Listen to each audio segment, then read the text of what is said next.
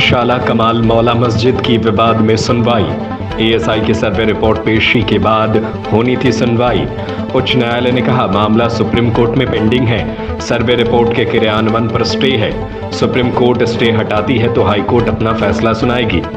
Supreme court में 30 जुलाई को सुनवाई होनी है।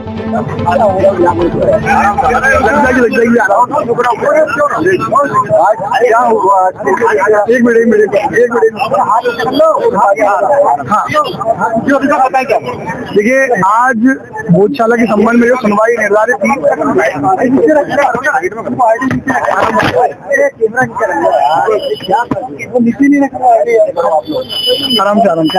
हाँ बोलिए। देखिए, आज भोजशाला के संबंध में जो सुनवाई निर्धारित थी, आज सर्वे की रिपोर्ट न्यायालय के पटल पर आ चुकी है। क्योंकि अभी सुप्रीम कोर्ट का सर्वे रिपोर्ट पर और आगे की प्रोसीडिंग पर स्टे है, इसलिए न्यायालय ने ये आदेश दिया है कि आप सुप्रीम कोर्ट में जो पिटीशन लगी है उससे इंफ्लेक्चर्स करवाइए, वहाँ आदेश हो जाए। उसके बाद न्यायालय को सूचित करते हुए फिर हम आपको अगली तारीख भी देंगे। और इसमें मुस्लिम पक्ष की ओर से इंटरव्यू करने के लिए एप्लीकेशन लगाई गई थी, उन्होंने भी प्रयास किया कि हम आज सुनवाई कराने पर सुप्रीम कोर्ट की आदेश के बाद ही यह न्यायालय सुनने की स्थिति में रहेगा। तो इसमें कहा गया है, जो अपन अब सुनवाई हुई थी उस दौरान क्या बातचीत हुई, किस तरह से आपने अपना पक्ष रखा? देखिए, उसमें कुछ पक्षों को रिपोर्ट नहीं मिली थी, तो न्यायालय ने आदेश दिया कि उन सबको रिपोर्ट उपलब्ध कराइए। इसके साथ ही मुस्लिम पक्ष ने अपने मतलब मांग करी है कि हमें भी कॉपी रिसीव करी जाए जो इंटरवीन करने आए हैं, क्योंकि वो इस मामले में पार्टी नहीं है। ऐसी स्थिति में न्यायालय ने आप उनका पक्ष सुनने के बाद अगर होगा तो कॉपी रिसीव कराई जाएगी। इसके साथ में मूलतः कहानी इतनी सी है कि सुप्रीम कोर्ट जब तक अपना इस मामले में निर्देश नहीं देता, आगामी निर्देश, यह न्यायालय आदेश के निर्देश के बाद ही अपनी सुनवाई करता। कोई तारीख भी तय नहीं हुई क्या? सुप्रीम कोर्ट की अनुमानित तारीख 30 तारीख हो सकती है। नहीं, अभी इधर हाईकोर्ट में कोई तारीख नहीं, वहाँ की कोर्ट में जो भी होगा 30 तारीख को जो सुप्रीम कोर्ट में तय होगा, उसके बाद में होगा। अनुमानित तारीख सुप्रीम कोर्ट की 30 तारीख है और उस सुनवाई के बाद ये न्यायालय तय करेगा। कमाल मौलाना के जो वंशज को लेकर वो ठीक है, उसकी सुनवाई अभी नहीं हुई क्योंकि स्टे है, इसलिए न्यायालय ने सुनने का भी मना करा है कि वहाँ का स्टे है, उसके बाद ही हम सारी बातें कर पाएंगे। आपका नाम बताइए। श्री दुबे, हिंदू पक्ष की ओर से अधिवक्ता।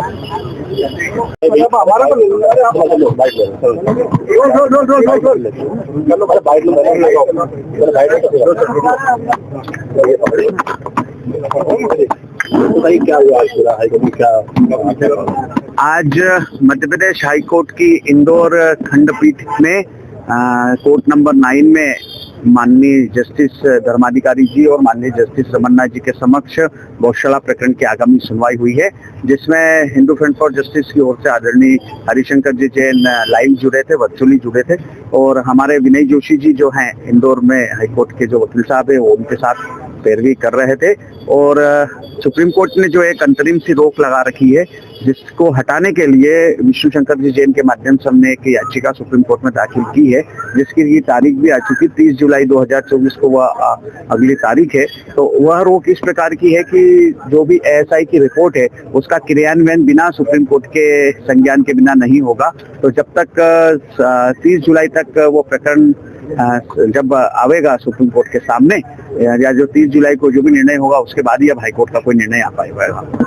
मुख्य बातें क्या रही, मुख्य पक्ष ने क्या कहा, और जिस तरीके से तमाम मौलाना कुछ समय भी मांग को लेकर की मांग भी की जा रही थी, तमाम मांग की गई थी कि कुछ लोग को जो आवेदन वो है जांच पूर्व नहीं।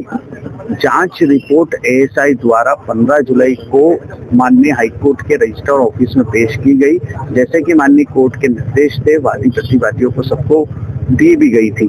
तो वह रिपोर्ट जो है वो लगभग जो मुख्य वादी है, मुख्य प्रतिवादी है, उनके एडवोकेट्स के माध्यम से सर्व हुई है।